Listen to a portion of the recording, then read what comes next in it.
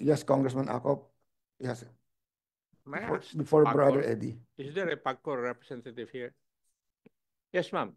Have you formed the technical working group already?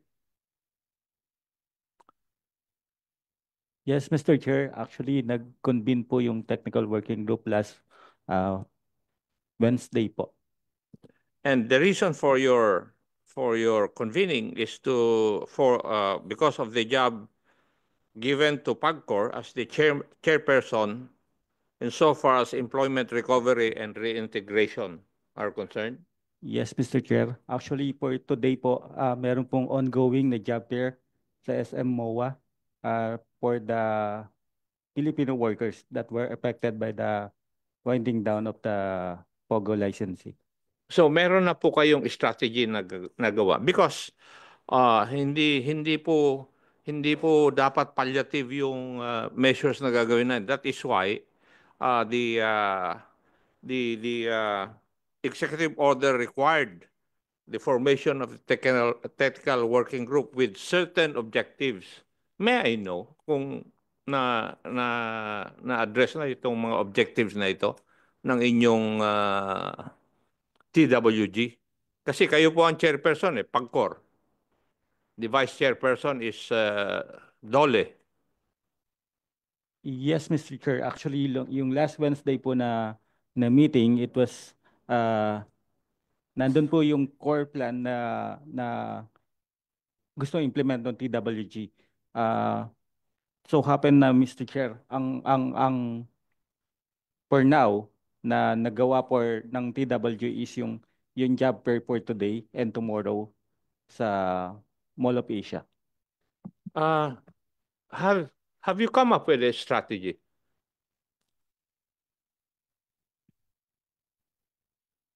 That would address the impact of the foregoing ban on the affected sectors of the economy and ensure the reintegration of displaced Filipino workers and the provision of assistance and safety nets. May I know if you have come up with a strategy already? This executive order was signed November 5 of this year. PAGCOR. Kasi ang bilis naman ninyo nagawa ng strategy. Mr. Chair, the purpose of the meeting is to convene yung mga members ng technical working group, initiate yung core plans for Yes. the implementation of the. So in other words, you have not come up with a strategy as part of your plan. Sir, Wala pa. Sir, the members of the TWG actually. Tinatanong ko po kung meron po o wala na. O wala pa. I'm sorry, Mr. Chair. Hindi po kasi part ng TWG, so I will have to clear po doon sa aming. Kung sino po yung nag-act na chairperson from PAGCOR regarding the technical working group on employment recovery and reintegration, may we ask, Mr. Chair, that he would submit yung plano po nila at saka strategy to this committee para makita natin kung talagang ginagawa yung trabaho. Yes, PAGCOR. Mr. Chair, we will submit the plan and the implementation device ng TWG sa committee. And when would that be?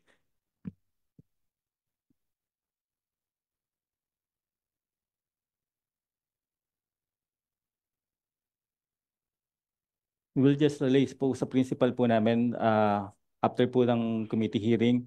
Then we will contact po yung secretariat immediately po. Thank you, Mr. Chair. With the assurance given by PAGCOR, we will be waiting for their submission. Kasi doon po natin makikita talaga kung meron po talagang plano regarding employment recovery and reintegration of these displaced workers. Thank you, Mr. Chair. Thank you. Before we proceed yes, Brother Eddie. Mr. Chair, meron lang po ako isang simpleng question sa kinatawan ng PAGCOR. Sa kaalaman ng sambayanang Pilipino, noong June 2024, sinabi ng PAGCOR Chair, Tenko, there were around 43 active POGOs in the country by the time. Last July 2024, sa State of the Nation Address ng ating Pangulong Ferdinand Bongbong Marcos, ay mahigpit niyang binigay ang order, presidential order, to ban all POGOs by December 2024. Ang simpleng tanong ko po sa kaalaman ng sambayanang Pilipino, may I inquire what is now the status of the compliance to this directive? How many POGOs have already ceased operation since then? How many POGOs are still operating in our country by this time? Isang simpleng information lang po na magbigay ng kaliwanagan sa ating sambayanang Pilipino. Mr. Chair, as of November 18, 2024, we only have 27 IGL na operating or on the process of winding down. Mula sa 43. Yes, Mr. Chair. So ilan ang natitira ngayon? 27 po. Ang expected time ninyo para masarado lahat ito? December 31 po yung winding down, yung expiration po ng winding down nila. But we're planning po that we make a cessation order ng operation nila before yung December 31 para makapag-prepare sila doon sa winding down. Okay, isasama po natin sa prayer na magtagumpay ang PAGCOR sa kanyang duty sa sambayanang Pilipino in compliance to the presidential directive of the President. Thank you. Mr. Chair, do we also have a representative from PAOCC or PAO?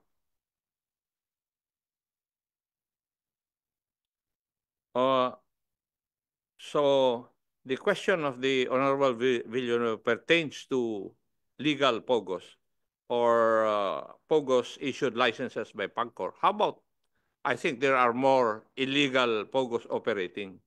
And I think that is supposed to be addressed by the TWG on anti-illegal offshore gaming operations.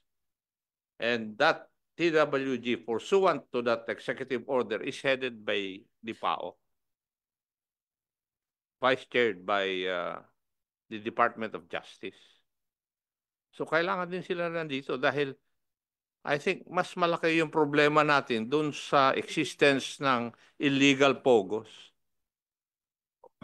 Yeah, but the measures here are for to cover the illegal POGOs only.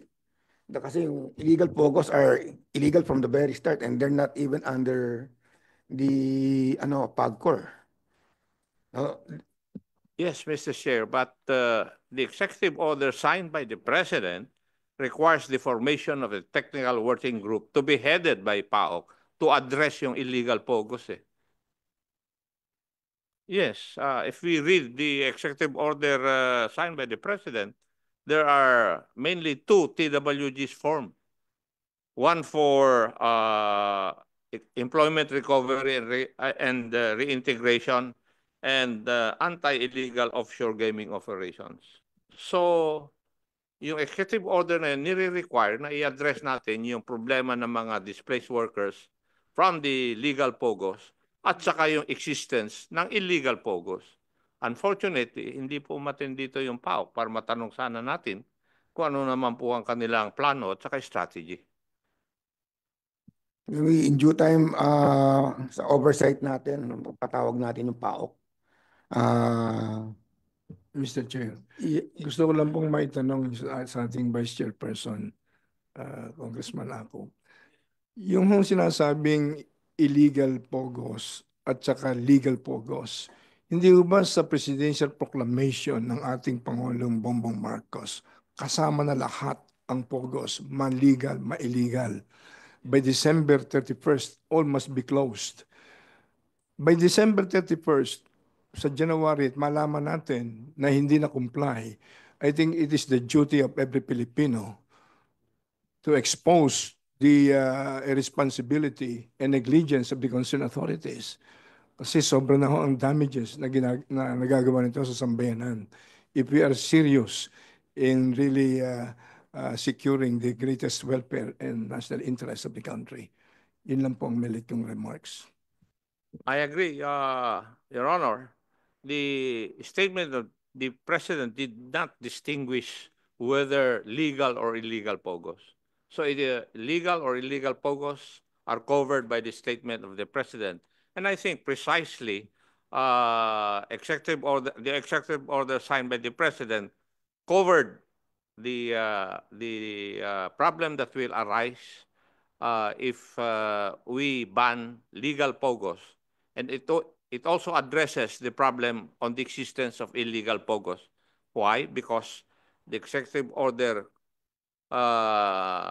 created two TWGs, one headed by PAGCOR, the other one headed by PAO, to address the illegal pogos, Your Honor. Thank you, Mr. Chair. Thank you. Any more comment? Before we proceed and ask the Department of Finance for their position. Yes, Mr. Chair. It is my humble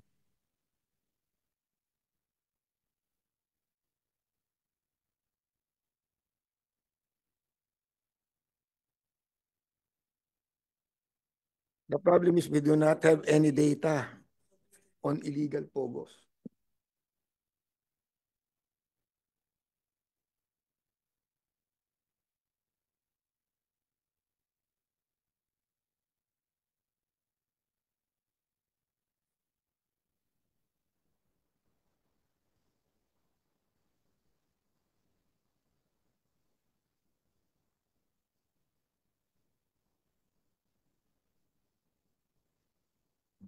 Duly noted, COMSEC. We'll set another meeting for that purpose. Any more concerns, Congressman Leola? No. Thank you. So we now proceed. DOF. Good morning, Mr. Chair. The Department of Finance maintains our position on the discontinuation of POGO operations in the country. Again, we cannot afford to lose the needed productive investments and accompanying revenues from more industries, which we believe can be gained from positive business perceptions, especially at the time when the country is gearing toward full economic recovery. Thank you, Mr. Chair. Thank you for that brief remark. May we hear from the Bureau of Internal Revenue? Good morning, Mr. Chair. For the Bureau of Internal Revenue, we adhere to the policy direction of the President and the Department of Finance, and we support the banning of all POGOs. Thank you, Mr. Chair. Thank you, BIR. The Bureau of Immigration. Good morning. The Bureau of Immigration has no objection to the passage of the bills as introduced, which are the subject matter of this deliberation. I have nothing further, Your Honor. Thank you. Mr. Chair. Mr. Chair, may Mr. tanong. Chair. Sige, sir. Sino? I yield to Representative Mr. Chair, Congressman Pancho. Pancho. Mr. Chair, hearing no objections from our resource persons, maybe we can proceed to the motion. There of are 4 more Representative- resource persons, Meron pa Vice ba? Chair. Thank you, Mr. Chair. Kaya may tanong lang ako sa BI. Go ahead. So, since the pronouncement of the President against banning of POGO po, ilan na po yung napa-deport natin ng mga illegal na POGO workers po, foreigner? So, do we have data? Good morning, Mr. Chair. Good morning, Your Honors. From the time the pronouncement was made, the total number of foreign nationals who already filed for a downgrading of their visa, these are POGO visas, of course, is 21,757. And of these individuals, 10,821 have already left the country. Okay. So, meron kasing sa aming report na may bago daw na parang modus, no, dun sa BI. Ang tawag ay back-to-back racket. Yung mga lumalabas daw sa Pinas na POGO workers, pinababalik din kapag ayos na yung papers. May ganun po bang, totoo po ba yung ganung report? Na may ganun po ba kayong nalaman, Mr. Chair, sa BI? We have to consult on this, Mr. Chair. Actually, this is the first time we came across that report, but we will look into it. Mr. Chair, ano po ba yung mga work na ina-avail po nung ating mga foreign workers po dito madalas? Ano po ba yung mga foreign workers na meron po ba tayong meron po ba tayong data na ano-ano po yung mga ina-avail ng mga foreign workers dito aside from dun po sa mga pogo? We don't have the data with us, Your Honor, but basically it's with the different multinational corporations that have this foreign nationals working for them. We can probably submit the data to the Honorable Committee. Mr. Chair, yung data na hinahanap natin, baka pwedeng makapag-submit in written yung mga illegal foreign workers na that engage in POGO, in POGO po, yung sinabi nyo kanina, at saka yung data po ng mga foreign workers na pumapasok at lumalabas dito sa atin. Meron kayo nun? Clarification, Your Honor, the general number of foreign nationals and the particular industry and companies to which they belong. Yes. So we will be excluding already the POGOs considering the fact that supposedly they won't be functioning anymore. No, iba pa po yung hinahanap nating data na, di ba yung may binanggit kayo kanina, sabit nyo na lang po in written form po para meron po tayong document. Yes, Mr. Chair. Okay, thank you, Mr. Chair. Thank you. So, PAGCOR. Then the 3 or 4 economic zones. Yeah. Good morning, Honorable Chairperson and the members of this committee. PAGCOR supports the intent and policy consideration of Congress as expressed in the bills. We find that the measures align with the direction of the Office of the President under Executive Order Number 74, which emphasizes the need to address the social and security risk linked to POGOs. At this time, this representation also seeks the kind indulgence of this committee to submit our formal position on these measures. An important part of our discussion will center on House Bill number 10525, which includes special class of BPOs in the ban. Special class of BPO is an emerging model that merits exclusion from the ban, given that it operates similarly to BPOs at the core, and it is only special since it provides support services to gaming, which is a highly regulated industry. Hence, we will provide this honorable committee our position on regulating SCBPO companies as an alternative to full banning as an added perspective for future discussion. As a final note, PAGCOR assures this committee that is always committed to working with Congress to develop policies that will elevate the gaming industry of the Philippines and make it more secure for everyone. And thank you po. Mr. Chair. Before Manuel, can you submit your position paper within the week? Baka wala na abutin na yan eh. Yes po, we will po. Congressman Manuel. Mr. Chair, in relation po dun sa input ng ating resource person, I'd like to ask, so far based dun sa mga version ng iba't ibang bills kasama ang na-file ng representation na ito bilang author, ano po ang nakikita ng resource person natin na so far ba ay ano ang magiging effect ng mga bills dun sa mga tinatawag nating special class BPOs? Para po on the same page po tayo lahat. Kung so far ba sa wording ng mga bills ay bawal, banned din yung mga special class BPOs? Doon lang po, Mr. Chair, sa definition ng service provider, which includes na can classify din as service provider ang special class of BPOs. So meaning, Mr. Chair, in effect, sa version ngayon ng mga bills, mababan din yung mga special class BPOs? Doon lang po sa House Bill 10525, other bills, wala na pong mention of SCBPOs.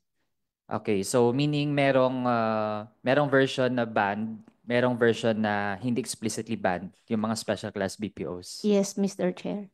Okay. Sige, Mr. Chair. I think isa kasi ito sa mga need din nating mas busiin pa kasi nga kung nabanggit po ay ito ay emerging na type, di ba? Offshore din siya, pero hindi siya parang kagaya ng mga kung paano yung Pogo talaga sa ngayon. So, kung saan po natin i-draw yung line, ano yung mababan talaga, ano yung hindi. So, I think Mr. Chair, isa yun sa mga dapat na maging malinaw sa magiging substitute bill natin. Thank you, Mr. Chair.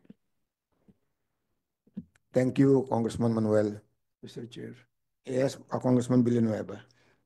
Meron lang po akong pahabol na question sa kinatawan ng PAGCOR. Sa akin nung pagpupunta sa iba-ibang branches ng GIL movement sa ibang bansa, napag-uusapan bakit sa Pilipinas ang gambling ay ginawang industry. Kaya gambling industry, imbis na ang tingin ko po, correct me if I'm wrong, na ito ay isang terminology na nanggaling sa PAGCOR. Pangalawa, few weeks ago, napalathala sa buong mundo, ang number one gambling nation in the world today is no longer Las Vegas, but the Philippines. Sa mga Pilipinong nagmamahal sa honor and dignity ng sambayanang Pilipino, medyo nasasaktan yung mga kababayan natin sa ibang bansa nang mabasa nila yung worldwide news. The number one gambling nation in the world today is the Philippines. Wala po bang naiisip na remedyo ang PAGCOR o ang kinaukulang agency sa ating bansa na mabigyan naman ng, maibalik naman yung purit dangal ng lahing Pilipino na umasenso ang ating bansa hindi dahil sa gambling, kundi sa sipag, tiyaga, creativity, potentials na binigay ng Diyos. Katulad ng mga third world countries, marami ngayon ay nandun na sa first world country. Wala ho kayang planong ganon ang PAGCOR. Makatulong naman tayo sa tinatawag na recovery of our honor and dignity before the international community of nations. Your reaction, PAGCOR. Mr. Chair, PAGCOR is aware of the inherent social ill of gambling. That's why we have programs on responsible gambling to regulate gambling industry, especially those nasa illegal na side po. So we are strengthening our responsible gambling, Mr. Chair po. Thank you.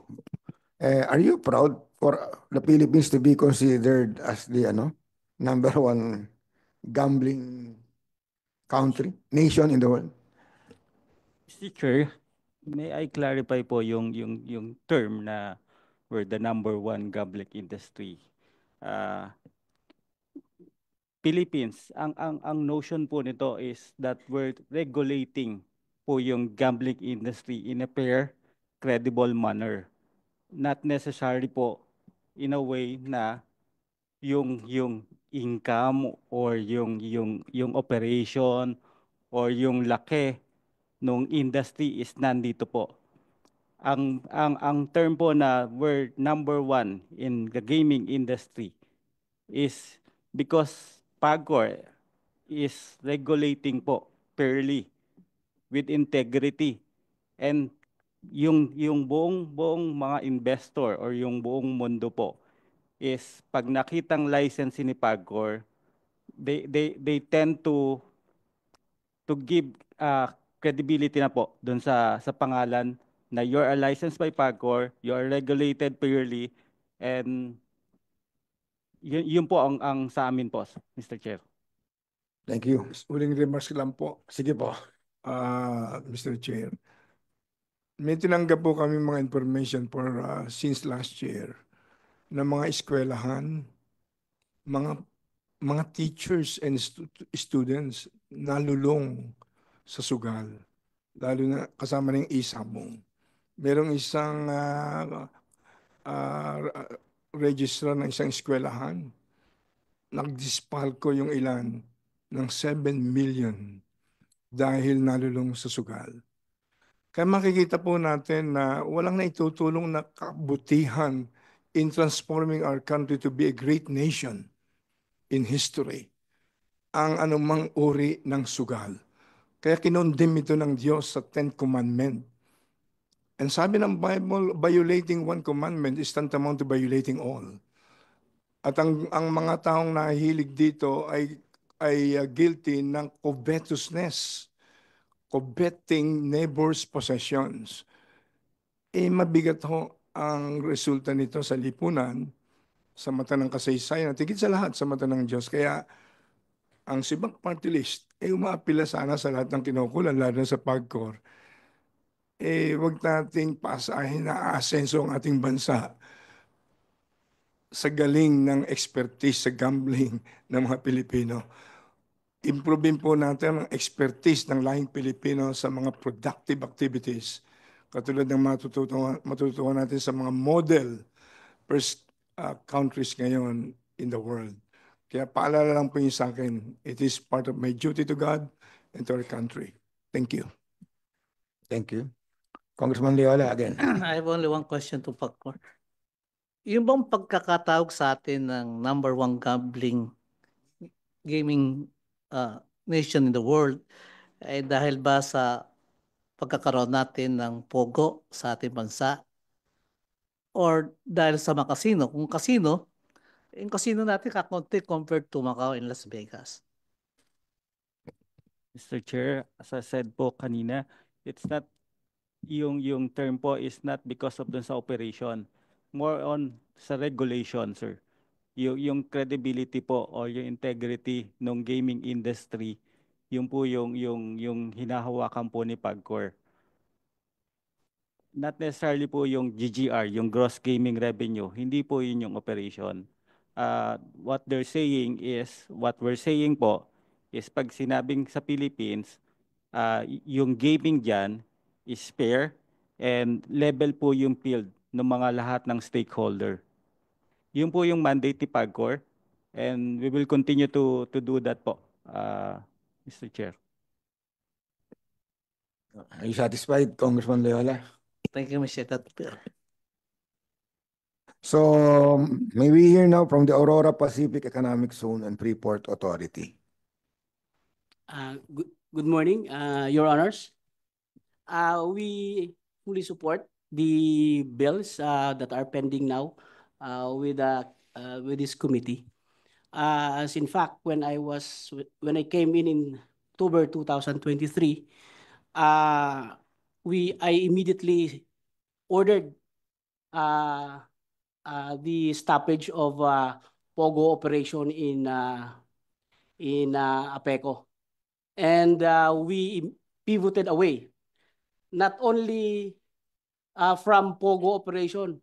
We have a more expansive initiatives there, Your Honors.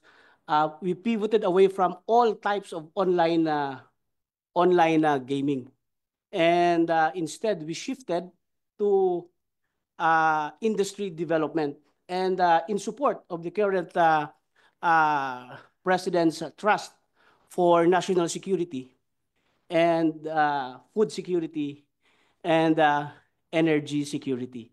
So, but Your Honors, this is the position of APECO. And if I may be allowed, Your Honors, to comment, to make comments on the proposed bills, so that this can be considered. Do you have numerous comments? Only a few, Your Honor. Or we'll just probably submit a supplemental position paper, Your Honor, incorporating all our comments as regards each provision of the. APECO. Yes. Yes, Your Honor. Thank you. Congressman Akop. Formerly, attorney, by law, allowed po kayo, di po ba? By law po, Your Yes, Honor. by law, we are, according to your original charter, allowed po kayo eh. Yes, we are po. Yes. And because by law again, nawala po yung authority niyo na yun. Di po ba? Yes, that is So, correct. huwag yung sabihin na it is because by provisions of law, natigil po yan. Insofar as your charter is concerned. Why? Because it was amended. It was Tama. it was amended, Yes, Your inalis Honor. nga po yung pangyarihan ninyo na magkaroon o mag-operate ng gaming operations doon sa inyong export processing zone. That is correct, Your Honor. Yes, formerly meron. Pero inalis din ng batas na sumunod. Yes, Your Honor. But Yes, that is why hindi po kayo makapag-operate. Unlike CESA and di ba Bataan Export Processing Zone. Kayo po yung naiba eh. Nabasa ko po lahat yun. Apo. That is correct po, Your Honor, if I may. Tama po si Congressman Acop that law taxing Pogo removed from APECO the power to issue license. But when I came in, despite that amendment to the law or the removal of that power from APECO, there was still a Pogo operator operating within APECO. Yes po. And now po, wala na po siya. Thank you po. Okay, so with the Pogo operator gone from your economic zone, how many companies are operating in APECO right now? Numbers lang naman eh. Ngayon po, ang nag-ooperate po ngayon, wala na pong Pogo, pero mayroon po kaming dalawang hotel and resorts. Not yet operating po, but in the nasa undergoing po ng construction po yung dalawang hotels nila. At meron pong another po na patapos na po sila ng kanilang mga buildings. Sa lahat po ay hotel and resorts. And during my watch po, may mga potential investors po kaming papasok, American company, defense company po. And we have already talked to one of the companies based in New York which is willing to bankroll our seaport project. Thank you. So, thank you. So, dalawa lang, no? Maybe hear from the authority of the Freeport area of Bataan, formerly Bataan Economic Zone. Good morning, Mr. Chair, Your Honors. Following the directive of the President for the banning of all POGOs, or that all POGOs must stop, the authority of the Freeport area of Bataan supports this prompt action of the House of Representatives in responding to the President's directive. This notwithstanding, the AFA believes that government entities must work together to attain a common objective, which is to protect and promote the welfare of the Filipino people. While the AFA praises the vision and resolve of the proponents in drafting and proposing the subject bills, they should take into account that it should not also be the same cause for hampering the potential development of the economy, particularly the freeports and special economic zones. Yung pong APAB, just like other similarly situated economic and freeport zones, are guaranteed by the respective charters the right to be autonomous, self-reliant, and self-sustaining. Thus, to curtail the respective authorities would render nugatory these special features. Alam niyo po, ang APAB po, ito po yung kauna-unahan na freeport sa buong Pilipinas and one of the first in Asia. Kaya po, kami po, yung pagiging self-sustaining namin, talaga pong tinataguyod namin. So, yung pong authority namin that was granted or that was included in our charter, which is to issue the different kinds of licenses, kagaya po ng mga importers, mga manufacturers, kasama po yan. Kasama po, din po yung pag-issue namin ng licenses for kagaya ng sinabi ng PAGCOR kanina, yung special BPOs, although kung minsan na may misinterpret, saan nanggagaling yung aming authority, anong provision ng batas. So doon po nagkakaroon ng confusion between the PAGCOR and the AFAB. Pero kagaya po ng sinabi rin ng ating kasama sa PAGCOR kanina na kami po when we issue these kinds of licenses, we see to it that we could properly regulate it, especially when the operations of the licenses are within the confines of the economic zone. Meron po kaming sufficient security forces na nandun po sa loob. Makikita po namin kung may mga violations, we conduct regular inspections.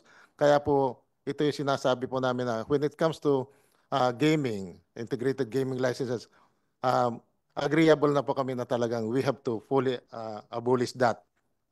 We do not, while our charter allows us to issue, kami po ay tumatalima doon sa kagustuhan ng ating presidente, ng ating mga mababatas na mawala na po sa amin yan. But with the exception po sana na ang aming mga BPOs or accredited service providers ay makapagbigay pa rin ng hanap buhay sa ating mga mamamayan.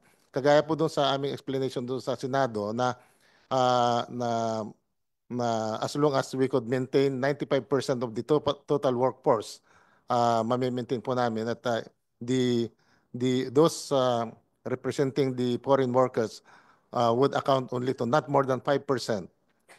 Sila po yung mga nangangasiwa doon sa technology, information technology, management. Pero pagdating po sa 95%, yun po ay puro Pilipino na po. At magagamit naman po natin yung ating information IT industry. Magagaling po ang mga Pilipino. Yun po ay isang bagay na pwede natin ipagmalaki sa buong mundo that we could use that as a vessel in the development of the country doon sa ating economy. So, yan lang po, Your Honors, Mr. Chair. Thank you. Thank you. And ilang foreign investors meron ang APAB? Sa ngayon po, yung investors po namin, we have about 100 Foreign investors lang po. yes po, foreign investors. Ilan? Mga around 100 companies po. Meron kami. Pagdating po sa gaming, wala po kami. Doon naman sa BPO, kailan lang po nagsara na po yung 3. So wala na pong natitira sa ngayon. Thank you. Unless na the Congress will allow the exception from the ban of the BPOs, ay mananatili po na Wala namang ban eh. Ang ban lang yung related sa gaming na BPO. Pero Yes, sir. yung BPO na nandiyan sa tuloy naman sila eh. Hindi man binaban ng Congress yun eh. Yes, Your Honor.